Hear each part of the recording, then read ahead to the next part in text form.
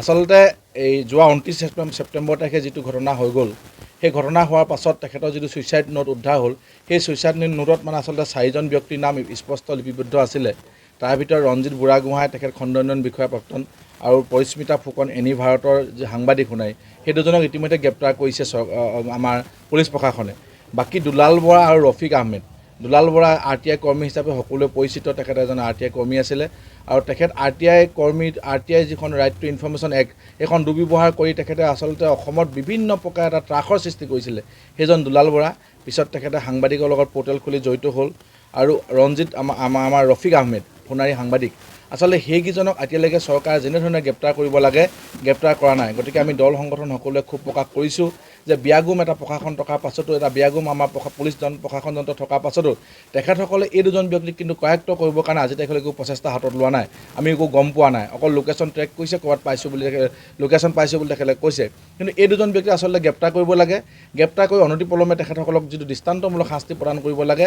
আৰু দুলাল বৰা যিজন ব্যক্তি RTI কৰ্মী, তেখেত বহুত বিতৰ্কিত ব্যক্তি, তেখেতৰ কাৰণে বহুত মানুহ আগতে অত্যাচাৰ বলি হৈছে। গতিকে এই দুলাল বৰা নামৰ যিজন ব্যক্তি, তেখেতে আচলতে ধন ঘটাৰ যিটো আহিলা হিচাপে ব্যৱহাৰ কৰিছিলে আৰু এই আমাৰ RTI কৰি।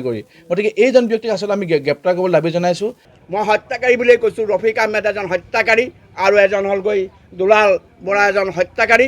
তেওঁলোকে যদি এইবিলাক নিউজ নকৰিলেহেঁতেন, আমাৰ সমাজৰ পৰা এনে এটা উঠি অহা যুৱক, যি যুৱকজনৰ কাৰণে আমি বহুত আশা কৰি আছিলোঁ, যি চৰাইদেউ অকল ৰজাপুখুৰী আৰু তিয়ঘাট বুলি নহয়, তেওঁৰ দেৱজিৎ হাজৰিকা এটা প্ৰতিষ্ঠান, দেৱজিৎ হাজৰিকা এটা নাম নহয়, এটা প্ৰতিষ্ঠান। আমি প্ৰত্যেকে তেওঁৰ পৰা বহুত আশা কৰি আছিলোঁ যে এই ল'ৰাৰ পৰা আমি এনেকুৱা কৰিম, ভৱিষ্যতে আমাৰ এনেকুৱা কৰিব। আৰু তেওঁ দিনে নিশাই আমাৰ সমাজখনৰ কাৰণে, কাৰোবাৰ ঘৰত বেমাৰ হৈছে, কাৰোবাৰ ঘৰত বিয়া হৈছে, কাৰোবাৰ ঘৰত কিবা হৈছে, অকল ৰাজনীতিত লাগি নাথাকিছিল। অকল BJP ৱৰ্কাৰ্ছ বুলি আমি নকওঁ, তেওঁ এজন সমাজক ভাল পোৱা এজন ব্যক্তি।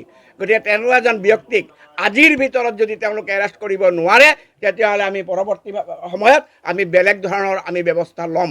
আজি যদি কেন্দ্ৰীয় মন্ত্ৰী বা ৰাজ্যিক কেবিনেটৰ মন্ত্ৰী মহোদয়ে আশ্বাস দিয়াৰ পিছতো অসম আৰক্ষীয়ে দুজন ব্যক্তিক, লাখ লাখ অসম আৰক্ষী সদস্য এটা সংস্থাই এটা দুজন ব্যক্তিক গ্ৰেপ্তাৰ কৰিব নোৱাৰে, তাতোতকৈ কিন্তু চৰম দুৰ্ভাগ্যজনক কথা কিবা থাকিব পাৰে বুলি মই নাভাবোঁ।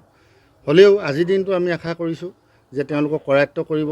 সমূহ মন্ত্ৰীসভাকে আমি সাদৰেৰে কৰজোৰে আমি পৰিয়ালৰ তৰফৰ পৰা এটাই অনুৰোধ জনাম, লাগিলে সৰুৱে হওক, আমাৰ কণমানিটি ভৱিষ্যত দিনত যাতে শিক্ষাৰ দিশটোত আগবাঢ়ি যাব পাৰে, মানৱ সম্পদ হিচাপে গঢ় ল'ব পাৰে, এটা যাতে চৰকাৰী কৰ্ম সংস্থাপনৰ ব্যৱস্থা তেওঁ সহধৰ্মিনীক কৰি দিয়ে।